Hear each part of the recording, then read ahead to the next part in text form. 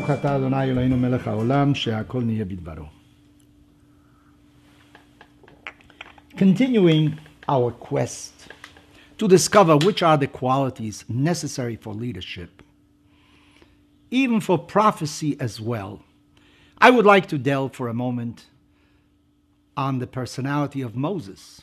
Moses, the one that took the Jewish people out of Egypt, even though one should be careful because according to the Bible, Moses was only the emissary of the Almighty. God himself took the Jewish people out of Egypt.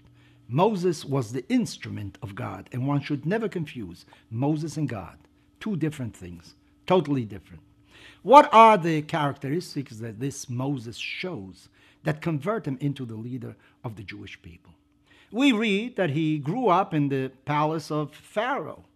And one day he goes out to see how his own brothers, the Hebrews, are faring. They are enslaved after all. And he sees how an Egyptian overseer is hitting brutally one of the slaves, one of the Hebrew slaves. He looks around and he sees that no one comes in the defense of the slave. He takes matters in his own hand and does away with the Egyptian. The following day, he comes out again to see how his brethren are doing, but this time he finds that two of the slaves are arguing among themselves, and he wants to intervene. And they tell him, "Who do you think you are? Who made you a judge over us? Do you think you're going to do to us what you did to the Egyptian overseer yesterday?" Moses realizes that what he had done is already public knowledge. He hears that Pharaoh himself has heard about it and wants to do away with him, with Moses. Moses escapes.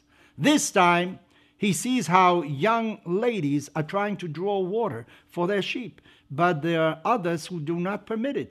Moses, of course, takes the part of the young ladies that need the water.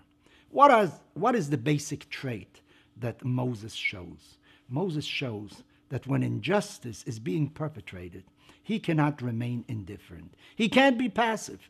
He must take the part of those that are subjugated, of those that are suffering. Even though he was a prince, he exposed his own life. Why did he do that? He can't help himself. This is part of his nature.